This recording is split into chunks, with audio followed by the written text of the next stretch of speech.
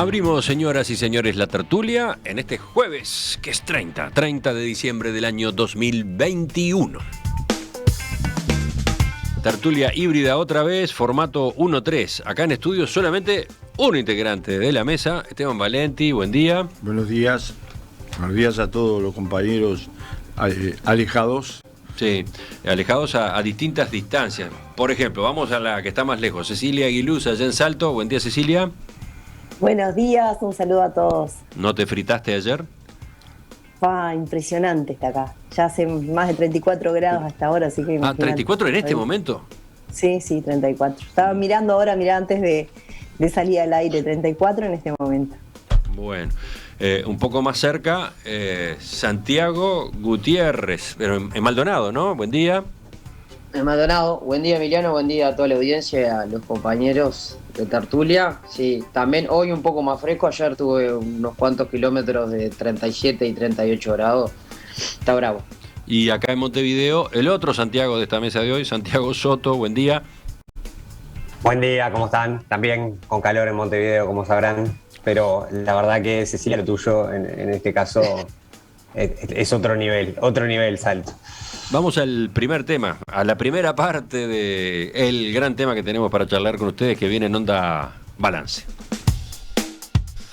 Estamos en el penúltimo día del año y en la mesa de los jueves, que suele ser la más política de todas, llegó el momento de hacer el balance correspondiente. Hemos recibido una respuesta del gobierno chino, formal, por carta, aceptando avanzar en un tratado de libre comercio.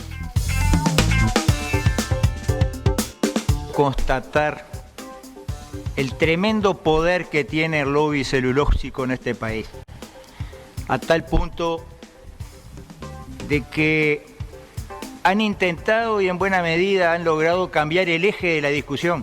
Este proyecto en ningún momento pone en tela de juicio la importancia de la forestación. No me enriquecí, no favorecí a nadie, ni hubo ningún daño patrimonial alguno al Estado. Esas tres voces de algún modo nos sitúan ¿dónde? En el gobierno, en el oficialismo. Ahí les propongo que nos concentremos en el primer segmento de la tertulia de hoy. ¿Qué balance hacen ustedes del año político del Poder Ejecutivo y del oficialismo en general? Vamos con pinceladas rápidas de cada uno, a ver cómo logramos eso. ¿Quién empieza? Dale tú, Santiago Gutiérrez. Bien, bueno, a ver, un año que fueron dos, ¿no? Me parece que entre el 2020 y el 2021 nos faltó quizás un parate o algo que dividiera un poco la cuestión y pasamos del año pandémico per se, el 2020, a este año entre pandémico y comienzo de la recuperación. Y creo que la sensación de todos nosotros es que del 1 de marzo del 2020 o del 13 de marzo del 2020 hasta hoy pasó un año entero de 700 días, bastante particular. Creo que lo que tiene que ver particularmente con el gobierno nos sorprendió a propios y ajenos la capacidad sobre todo del mejor jugador que tiene para mí hoy el sistema político, que es Luis Lacalle Pou.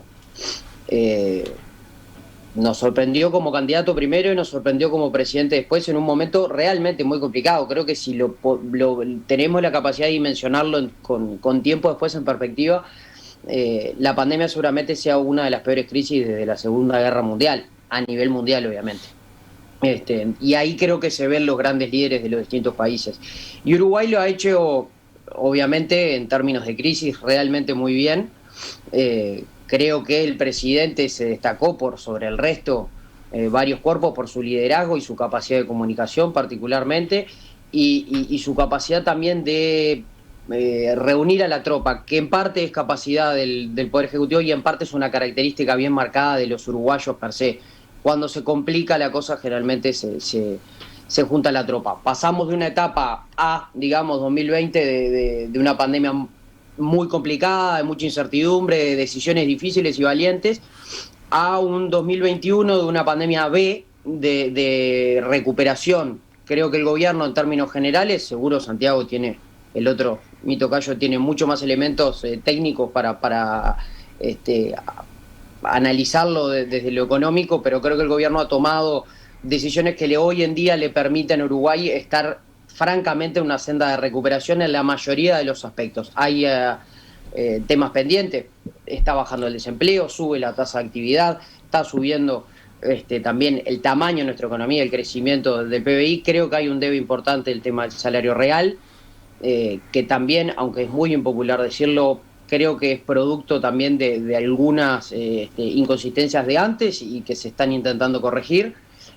pero creo que es algo bien atendible y que es necesario ir hacia ahí. Creo que el 2022 va a ser bien importante.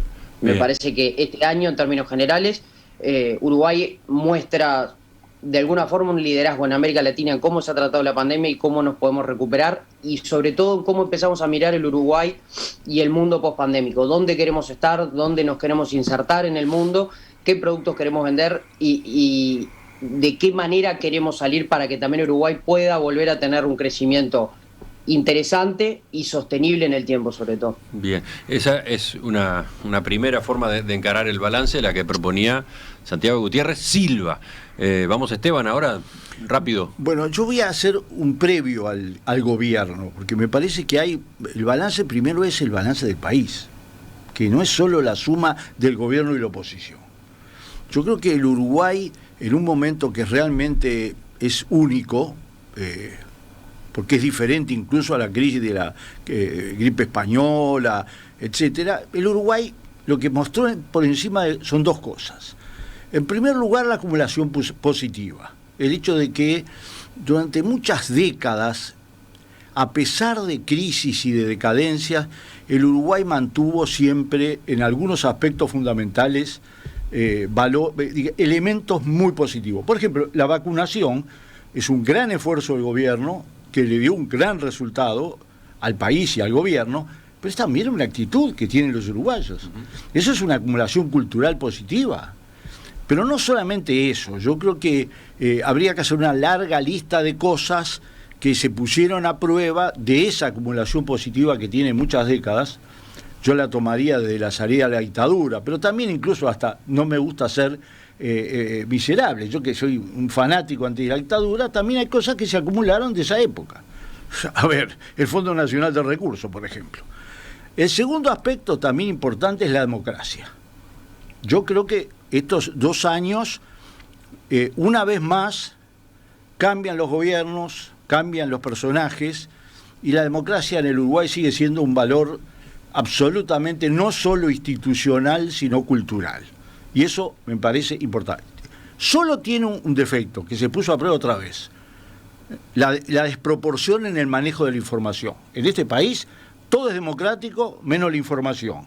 Se puede decir lo que quiere, pero los canales de información están concentrados, lo estuvieron durante los 15 años del gobierno de Frente Amplio y también antes. Y yo lo voy a plantear porque no me gusta lavarme las manos y decir afuera lo que después no estoy dispuesto a decir adentro. Desde el punto de vista del gobierno, muy breve, yo creo que el gobierno... ¿Por qué no escuchamos a otros y después volvemos? Perfecto. Así la cosa corre un poco más fluida. Perfecto. Empezó sorprendiéndonos, Esteban, no habló estrictamente del gobierno, prefirió dar este otro contexto más general. Tú, Cecilia, ¿qué decís?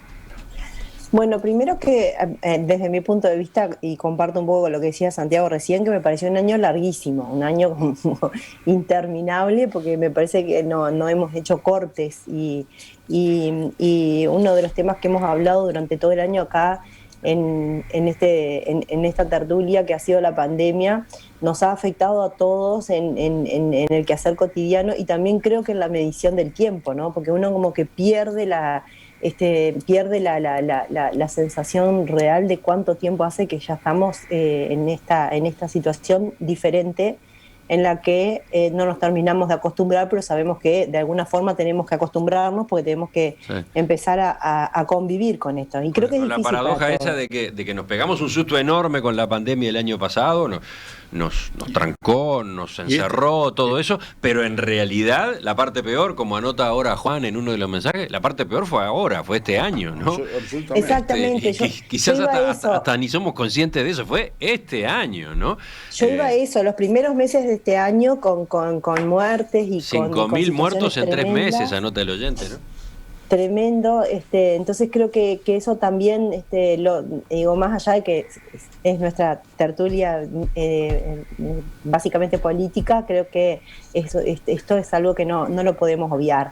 Así que antes de iniciar, digamos, la visión netamente política, quería hacer referencia a eso, a que creo que tuvimos un año larguísimo, que no lo sabemos mentalmente cortar como otras épocas, que sí, decíamos, bueno, arranca, cierra, y que creo que nos pegó a todos de una forma que nos va a marcar para siempre, algunos más, por supuesto, porque han tenido pérdidas irreparables, a otros porque hemos sufrido a la distancia y no hemos podido, y bueno, uno no puede hacer nada en esta situación, así que lo quería poner en contexto porque es parte del año y es una parte durísima del año. Muy bien. Después, hago lo mismo que hice con Esteban, te pido una pausa acá y ya volvemos. Sí, ahora te escucho ya sí hablando del gobierno, pero le doy la palabra antes para terminar esta ronda a Santiago Soto. Bien, sí, a ver, coincido con algunos de los elementos que estaban en el análisis, más generales, está bien, me parece buena la invitación de Esteban de hablar más en general y coincido que hay un conjunto de fortalezas que tiene que ver sí con la capacidad de los prestadores de salud, el sistema de salud, la espalda financiera que tuvo el país, o sea, hay un conjunto de fortalezas que vienen, digamos, de la historia de Uruguay, unas de estos 15 años y otras que vienen de más atrás, que fueron muy importantes para enfrentar la pandemia. Pero yo creo que hay un corte en 2020 y 2021 en lo que tiene que ver con el gobierno. A ver, entiendo que yo también lo vivo como un año que son en dos, pero justamente se da una cuestión que el calendario divide bastante bien los 2 años, digamos, que viene de gestión de este gobierno. Creo que escuchaba a Santiago, a mi tocayo, con el que coincido en varios de los elementos que decía, pero alguna de las cuestiones que planteaba, creo que parecía un discurso más pensado en lo que fue el primer año de gobierno, de las cosas que se decían, y yo creo que ese aparente éxito, sobre todo un éxito en la gestión sanitaria del año 2020, sobre el final del 20 fue un exitismo que derivó en 2021, un 2021 muy complicado. O sea, el gobierno llega tarde a concretar cuál es la vacuna que se iba a dar, las medidas que se toman, se vuelve a apelar a la misma estrategia, digamos, se pesca 2 veces con la misma red, digamos, no tomemos ninguna de las medidas en el momento en que los casos estaban explotando y la vacuna no se estaba claro cuándo tenía el 100% de efectividad, que después fue claro que fue después de la segunda dosis y los 14 días. Entonces hay una primera etapa ahí de este año que fue muy dura y hay muchos uruguayos que nos están escuchando que la vivieron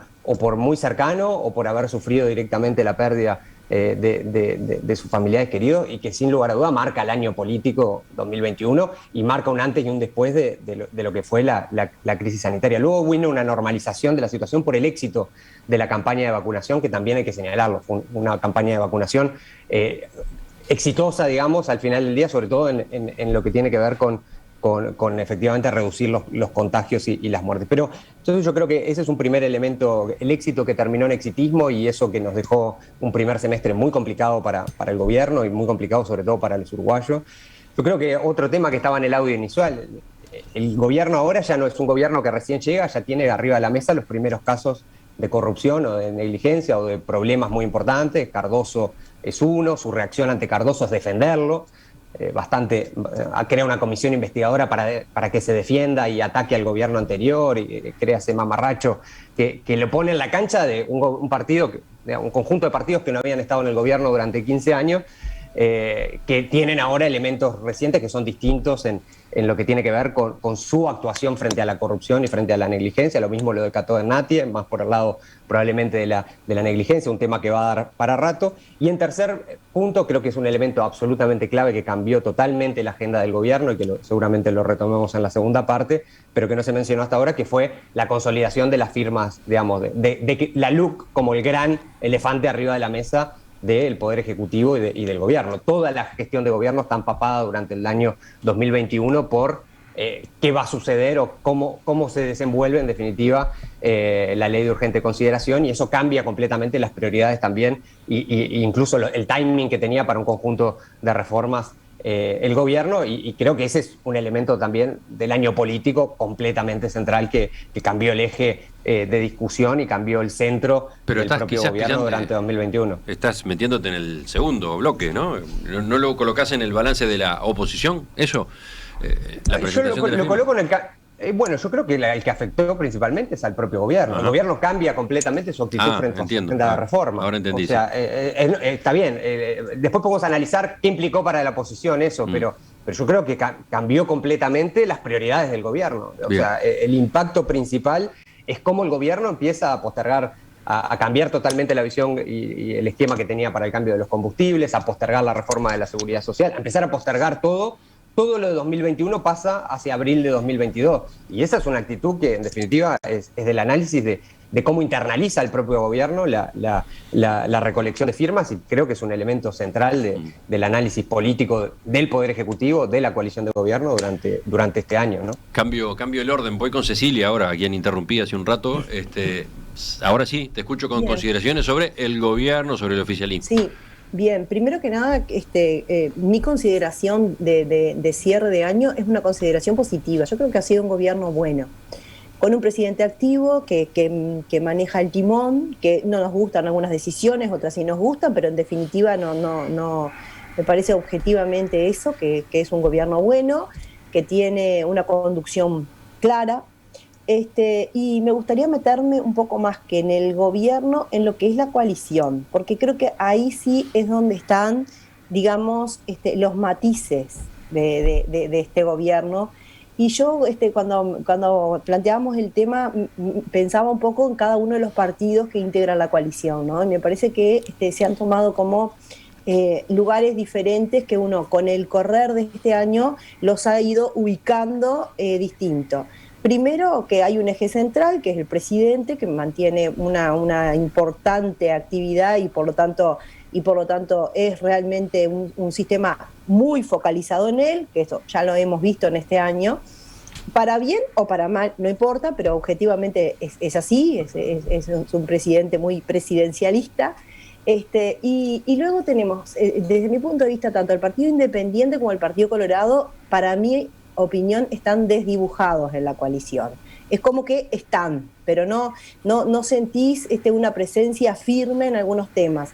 Con la presencia negativa, desde mi punto de vista, y ahí comparto con lo que decía recién Santiago, de este episodio totalmente avergonzante, que es el tema de lo que sucedió en el Ministerio de Turismo, y específicamente con la salida de Cardoso, y la actitud que desde mi punto de vista se tomó desde el oficialismo, que no comparto, y que bueno, ya lo dije acá en esta misma tertulia, que esperemos lo que va a pasar ahora con el tema del desafuero, que para mí se va a venir. Por otro lado, la actitud de Cabildo Abierto, que se ha posicionado distinto, que está dentro del oficialismo permitiendo la gobernabilidad, pero a su vez marcando una distancia bien clara en puntos en los cuales no está de acuerdo y que se lo visualiza. Es oficialismo y es oposición a la vez, genera la gobernabilidad, pero además se planta claramente. Y el Partido Nacional, que este año, y no podemos obviar, tuvo la desaparición física de Larrañaga, que me parece que es un hecho, aparte de triste, importante desde lo político, que se transformó en el partido del presidente. No veo otra figura, más allá de todo lo que se viene para adelante. La figura consolidada termina siendo en este año nuevamente la de la calle Pou, más allá que sabemos que no va a poder ser candidato. Así que quería hacer esas reflexiones en cuanto a lo que es la coalición de gobierno más que el gobierno en sí. Bueno, creo que vamos armando un buen puzzle. Se van complementando de algún modo las intervenciones. No termina habiendo discusión, ¿no? Cada uno va por su lado, agrega lo suyo. Esteban, a ver. Bueno, están todos muy prolijos. Yo creo que hacer un balance político implica un balance general y un balance segmentado por los grandes temas, ¿no? Partiendo de la base de que sí, que hay un hilo conductor, que es la pandemia, pero que, bueno, este año fue un año especial. Fue un año que tuvo hechos propios que hay que valorar. En primer lugar, desde el punto de vista de la política como tal, es notorio la centralidad del presidente, la capacidad de comunicación, la centralidad en todo, inclusive en el hecho de no haber formado una estructura de dirección colectiva, etcétera.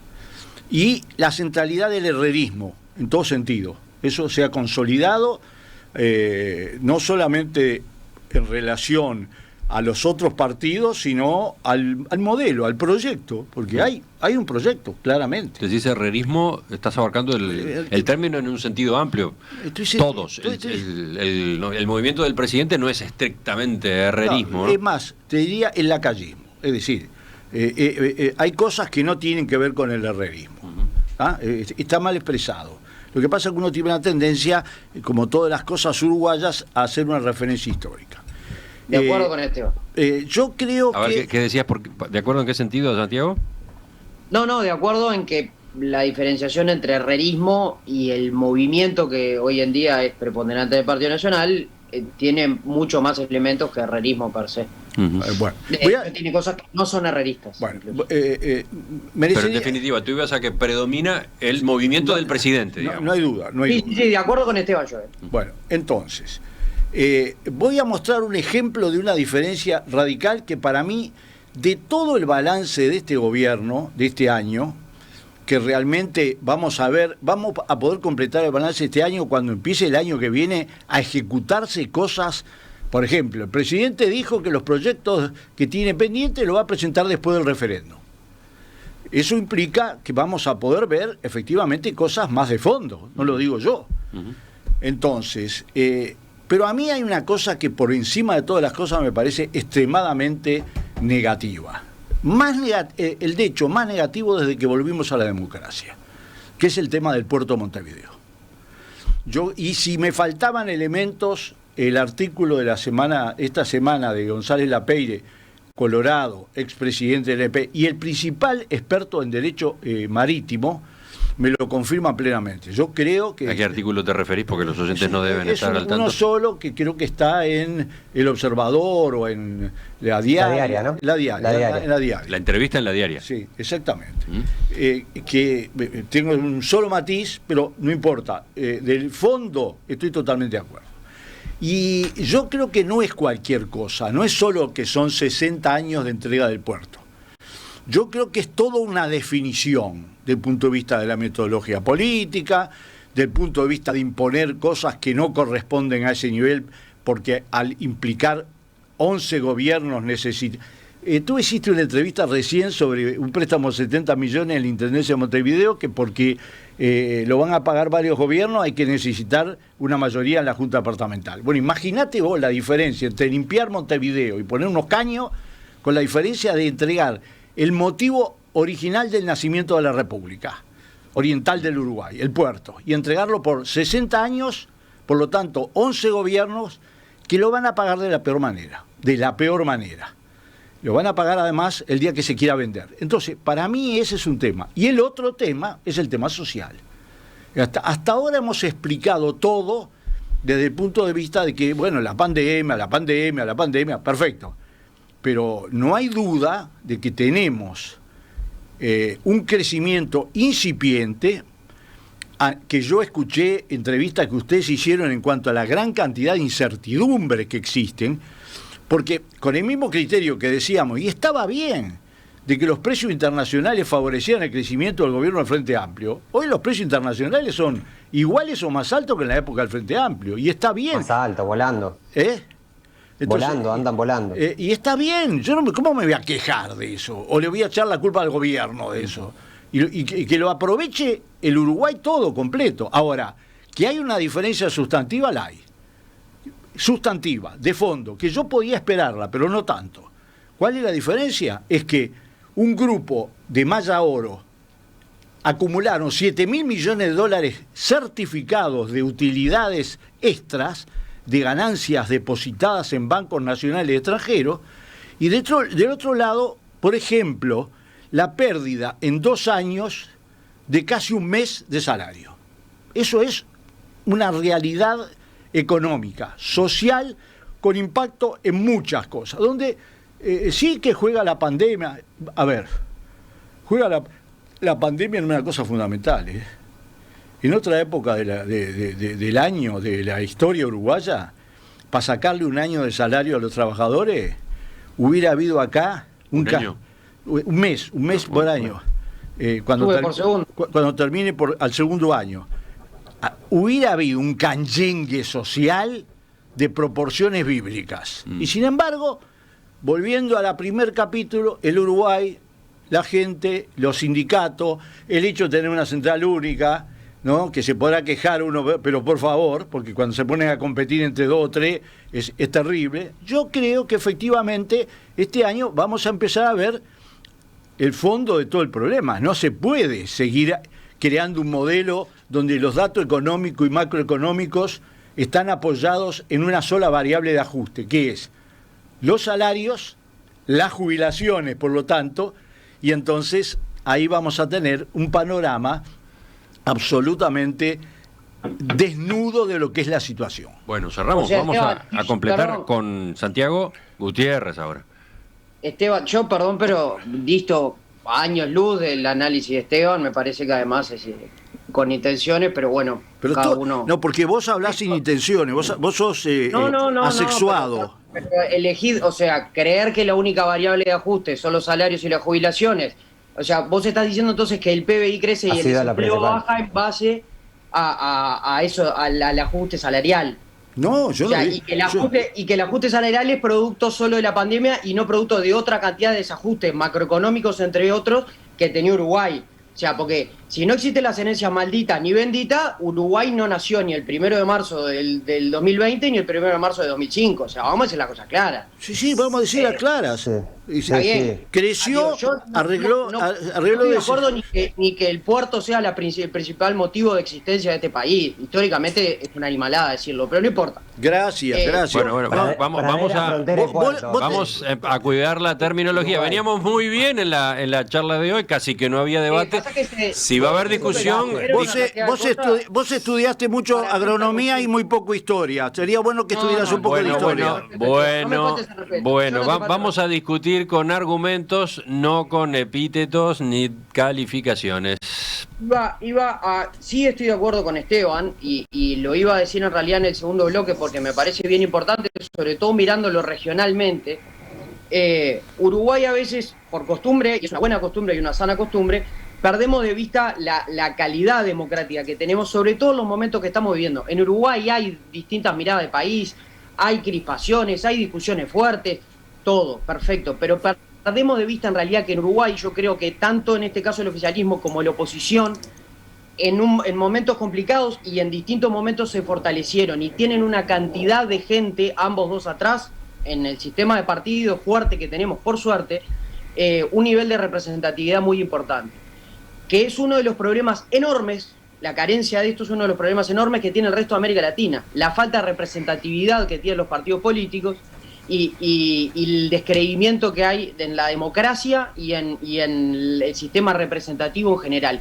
Y en Uruguay es realmente muy fuerte. Yo creo que tanto la juntada de firmas como las acciones del gobierno, los diálogos, las negociaciones, todo esto detrás tienen un importante respaldo popular para unos o para otros que genera crispaciones, que tiene reglas claras y códigos que rara vez se rompen y que es lo que nos permite a nosotros también entender, cuando lo vemos en perspectiva, más allá de las discusiones, las diferencias, que en Uruguay todo bien, pero cambian los gobiernos y gobernó el Partido Colorado de Sanguinetti y de Valle, gobernó Mujica, el Frente Amplio de Mujica y de Tabaré 2 veces, gobernó la calle Herrera y la calle Pó, que son bien diferentes, y no pasó nada. Uruguay tiene un rumbo establecido, que tiene que hacer reformas, que tiene que hacer cambios, por supuesto.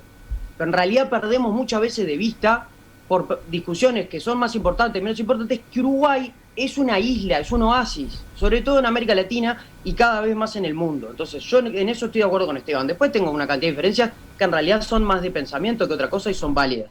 Es cuestión de aprender a discutir con más salud, ¿no?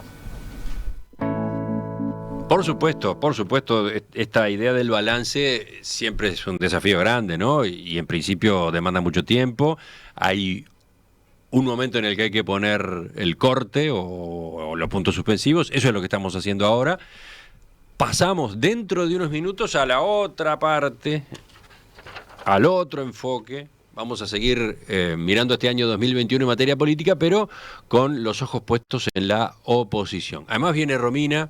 Vamos a ver si ella encausa mejor estos desbordes que tuvo el debate ahí al final.